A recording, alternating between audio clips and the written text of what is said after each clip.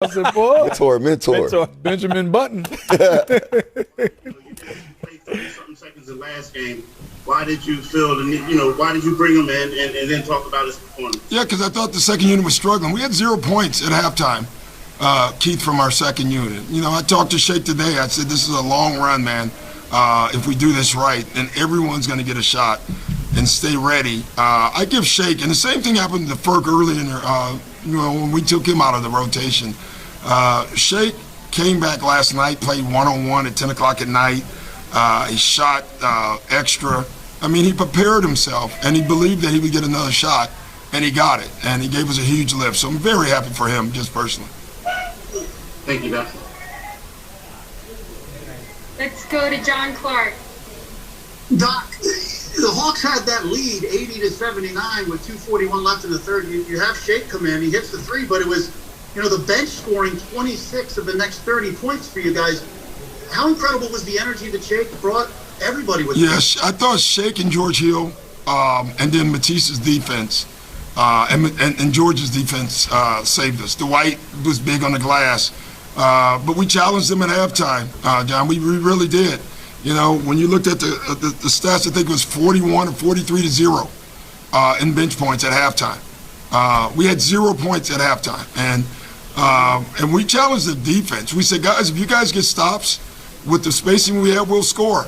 But you can't play half court all the time because the other team is scoring. And I thought our guys did a phenomenal job defensively first, and then we picked the right guys, obviously. Bringing Shake in was huge for us.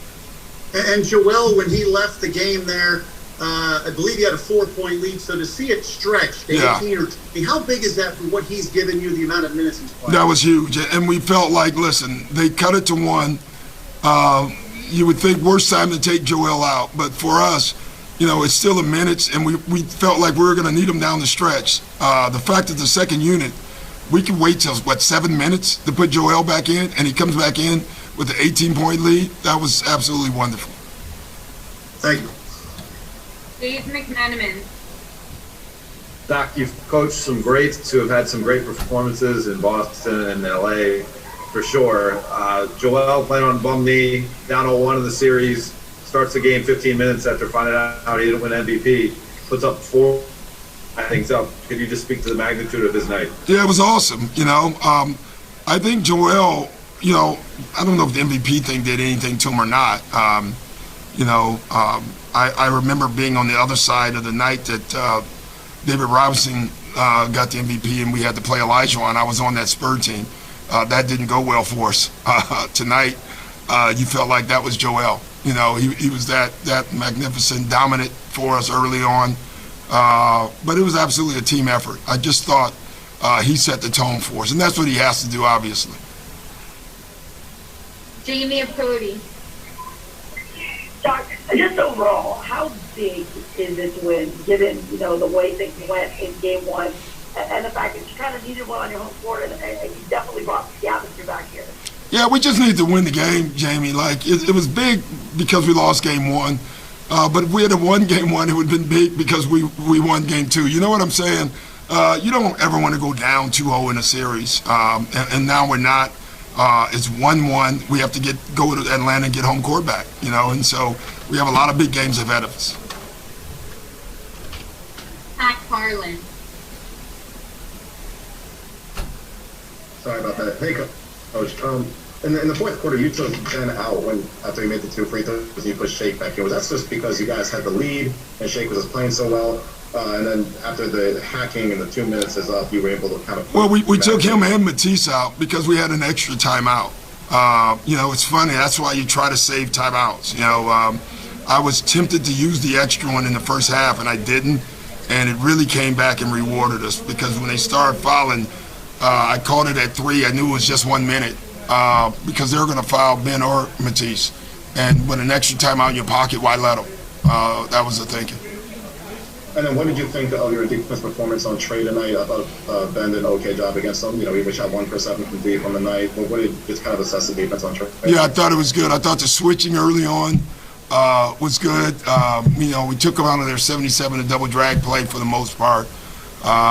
He'll be more aggressive next game. There's no doubt about it. I thought you can see his adjustment was to try to attack early in transition. So we're going to have to adjust to that next game. Thanks, Coach. Kevin Kincaid. Hey, Doc, just to piggyback off what Kai is saying there, did you feel like the game was officiated in a way that made that switch from Danny to Ben feasible? I'm not going to comment on that. Do you think that Ben was able to defend the way that he wanted to? Yeah, I thought Ben played terrific defense, and he did it without fouling. Paul Hudrick. Hey, Doc, one of the adjustments it seems like you made early is you had Tobias kind of switch on to Trey when he did, the pick and roll. What did you see? It seemed like Tobias really kind of gave you a boost in that regard. And in the first half, his two-way game in general, it seemed like he gave you guys a big boost early. Yeah, Paul, we just said, what Trey wants is to go downhill, and we felt like to switch him would at least flatten him out. Even if he beat our guys, it would give us time to adjust and be in our help positions. In game one, he was just going downhill so quickly that we decided to switch on the double drag the first guy, not the second guy. And I thought that had some impact for us. Chris Franklin. Hey, Doc, piggybacking off that question, I think Tobias scored something like 10 of your first 14 points in the game. Yeah. Are you going to make a concerted effort to try to get him the ball? And what did you think about his offensive game? Yeah, he was great. But, no is the answer. It just, we talked about it after game one. My frustration level was quite high because we didn't do what we've done all year, and that's what we call feed the pig. And that means the player or the play. We would run a play and score and then go run something else, which for the life of me I couldn't figure out. And I thought in the first quarter they saw Tobias had it going. They saw the set they were running. You saw Joel calling Tobias set. I thought that was terrific. I mean, keep running the play until it stopped. And I thought our guys did a great job of that tonight. Thank you, Coach. Thanks, guys. Allow me to reintroduce myself. My name is Ro, right here in Studio B, along with the NBA champion, All-Star Steve Smith, and the next head coach of your favorite basketball team, Earl Watson. It is Playoff Central Live, presented by AT&T 5G, and we just witnessed the Philadelphia Sixers even the series, one game apiece, and a lot of it because of Shake Milton in that third quarter. Joel Embiid with a playoff career-high 40 points, the first Sixer with 40 and 10 in a playoff game since the Hall of Famer Billy Cunningham did it in 1970.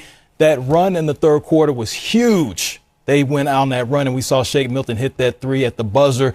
Hey, Smitty, coming in you first. Obviously, we know that the haymakers were thrown early. The Sixers got out the gate.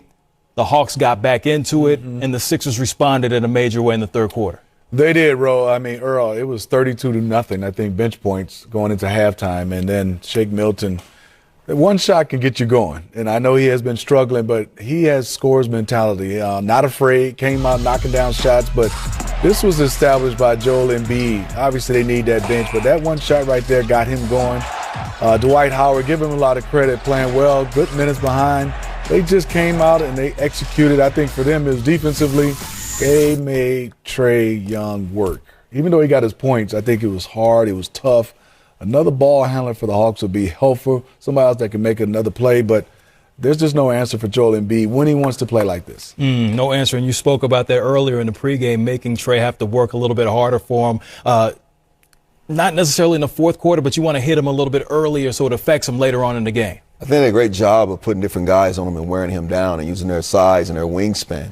But credit to Shake Milton. I've been in that situation where you're a young guy trying to get into rotation, and you have to mentally stay prepared. That means you have to be positive about no matter what your minutes are, you're positive, you're working hard, you're getting extra shots, you stand after calling coaches late at night, and you get that opportunity, you seize the moment.